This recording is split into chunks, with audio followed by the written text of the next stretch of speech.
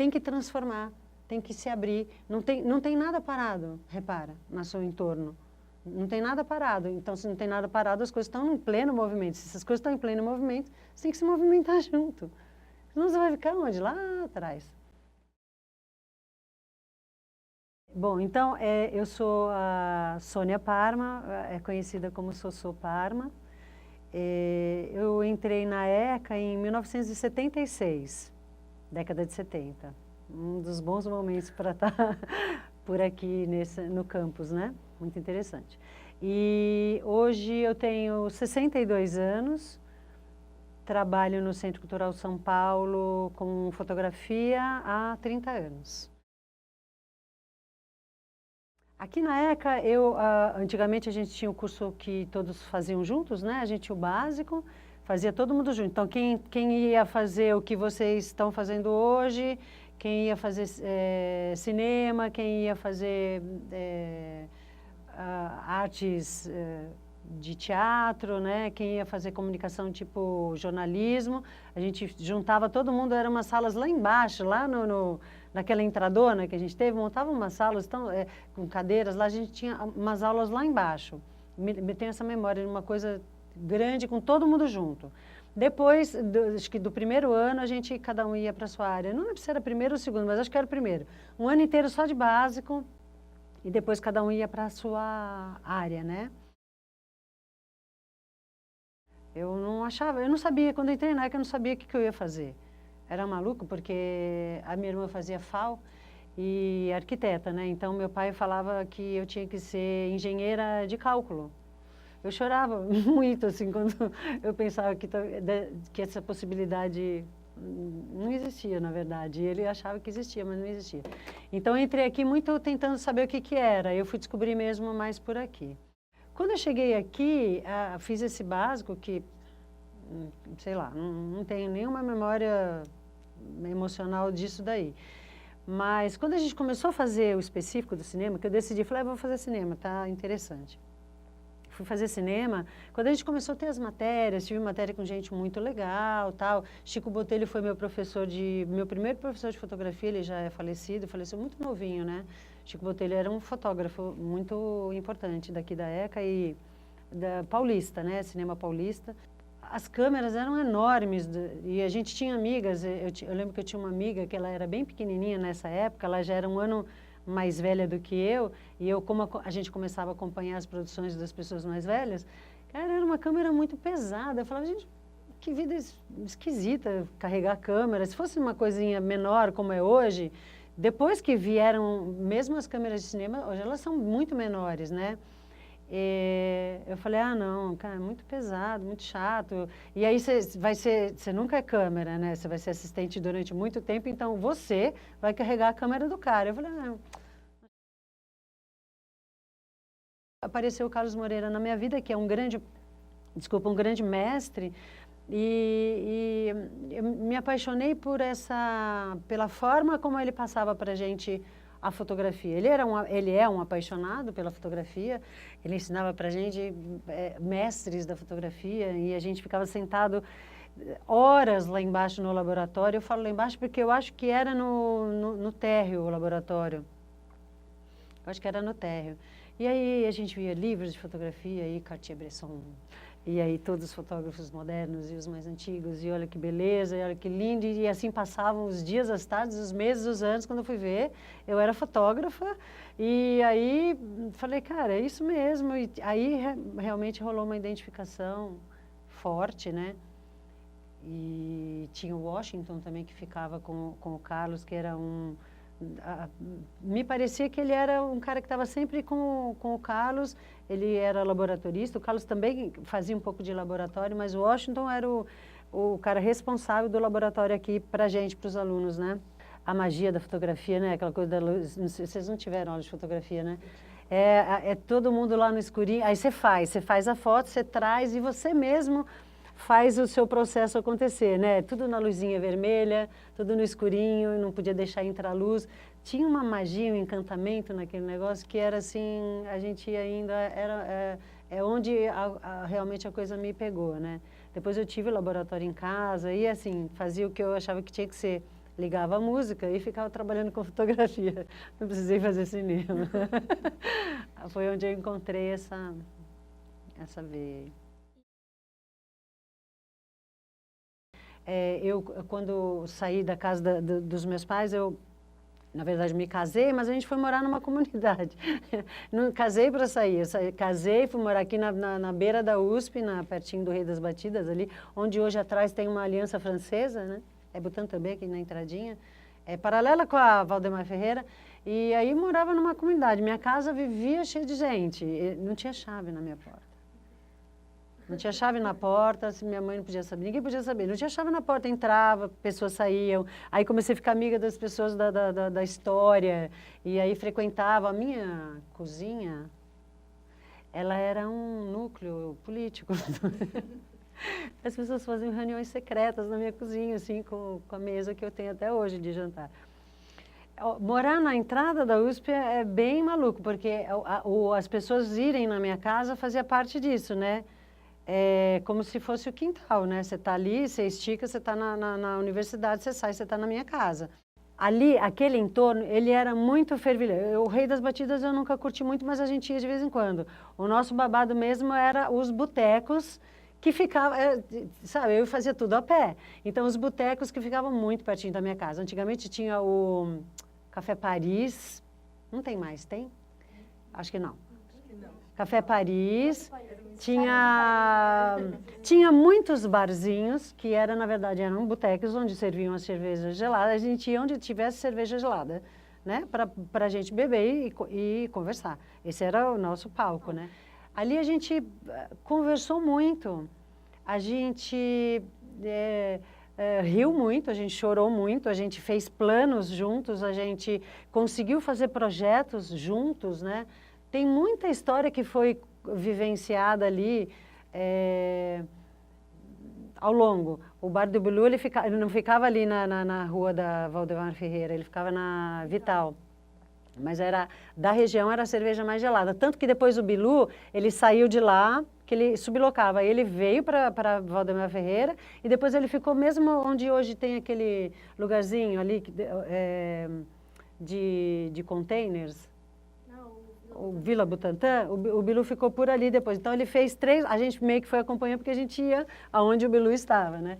Era o que era para acontecer naquela hora, né? Ficávamos muito ouvindo música, cantando, conversando muito, né? Era um momento muito de elaborar, porque a gente não podia muito fazer coisa, né? A gente ia para a rua, tinha rota na rua, a gente morria de medo da repressão, ela era muito violenta. Nós perdemos amigos, nós tivemos histórias muito pesadas no nosso entorno. Então, assim, como nós tínhamos um pensamento sempre um pouco mais não, de esquerda mesmo, era de esquerda totalmente, a gente ficava sempre muito receoso. Então, as coisas aconteciam dentro das casas, a gente ia para fora, mas nem tanto. Então, tinha esse encontro, que acho que também era propiciatório, pelo momento político que a gente vivia, né? Até a década de 80, até o comecinho de 80, tinha muita repressão política, né? E a gente era muito visado. Eu tenho essa carinha aqui, que é a mesma que eu tinha antigamente, só que aí eu usava vestido comprido. Então, assim, as pessoas não gostavam muito de ver a gente circulando livremente, né? E felizes pela rua, né? Que é o que a gente sempre foi, um pouco. O entorno, a gente estava falando do entorno, o meu marido trabalha com desenho animado, ele é diretor de animação. E na época ele tinha uma parceria com o Consulado do Canadá, quando a gente morava nessa casinha. Então a gente fazia o seguinte, a gente pegava, a nossa casinha, sabe aqueles sobradinhos um do lado do outro, que tem uma micro varandinha? E já logo é a rua, então tinha a parede da sala. Então nós punhamos um lençol, conseguimos um projetor 16 milímetros de um amigo nosso, a gente punha um lençol, íamos todos para a calçada, para a rua, e ficávamos sentadinhos ali, ou com cadeirinhas, ou no chão, criançada brincando, e a gente projetava, ele conseguia pegar desenhos com o Consulado do Canadá, que o Canadá é um grande produtor e muito incentivador do desenho animado, e a gente ficava assistindo filmes incríveis, maravilhosos na calçada. Então, se passasse alguém pela calçada, parava com a gente estava tomando uma cervejinha, comendo uma coisa, e vizinhos, eu conheci vizinhos assim, Ah, o que vocês estão fazendo aí? Aí vinha vizinho, sentava ali com a gente. Isso é uma coisa também que acontecia no entorno. A gente promovia. Então a gente fazia festas lá também muito boas.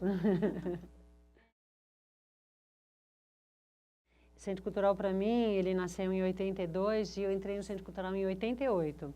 E eu tinha, era sonho de consumo, né? Trabalhar no Centro Cultural, achava o máximo. Eu tentei entrar lá, não consegui. E quando um amigo meu, fotógrafo, Luiz Paulo Lima, estava saindo de lá, ele falou, Sossô, eu vou sair, você não quer ir?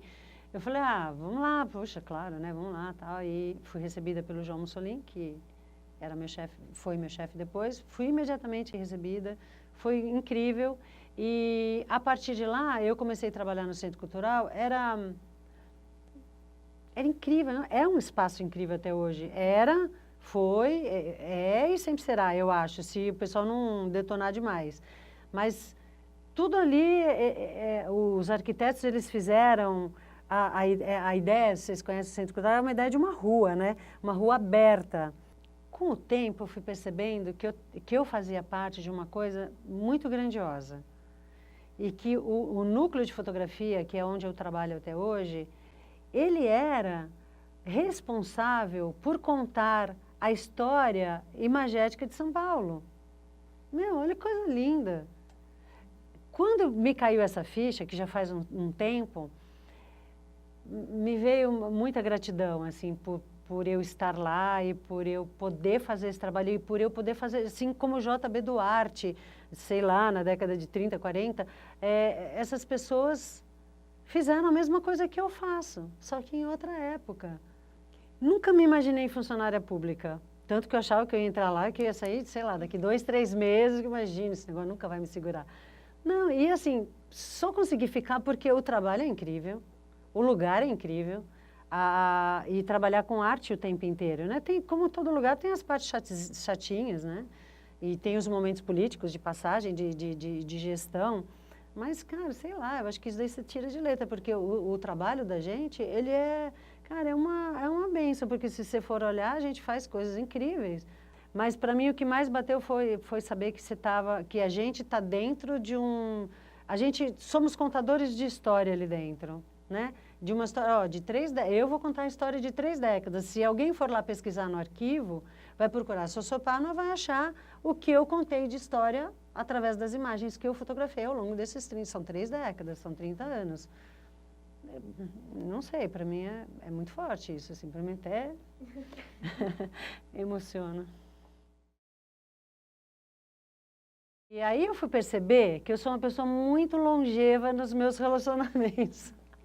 Que eu jamais achei que eu era. Achei que eu ia ser totalmente inconstante. Não, gente, eu estou casada há quase 40 anos, fiquei no Centro Cultural 30 anos, e estou no Iloba há 14 anos. Sou praticamente, junto com a presidente, Beth Belli, sócia fundadora. A gente estava junto quando o processo começou. Para quem não conhece, o Iloba de Mim é um trabalho que é desenvolvido principalmente pela Beth Belli, né? E que foi, juntamente com a Adriana Aragão, elas criaram o Iloba de Mim, que é uma forma de você trazer e cuidar da manutenção da cultura negra feminina, né? Através do feminino, na verdade. Não é a cultura negra feminina, é através do feminino. Começamos, sei lá, com menos de 30 pessoas. Hoje nós vamos sair, esse ano já estamos com as inscrições encerradas, 450 mulheres. É muito poder, é muita força, é muita... Uau! Então, assim, a gente mesmo que já vem acompanhando desde lá, para a gente, de 3 anos para cá, 4 anos para cá, deu um salto que cresceu muito. Então, estar no ILU... efetivamente, toda aquela descoberta que eu fiz há milênios atrás, eu precisava também de um lugar onde essa manifestação viesse com essa força, né? E o ILU é essa força, né? A gente é muito mais do que um grupo que trabalha, que divulga e cuida da manutenção da cultura brasileira. A gente empodera a mulher.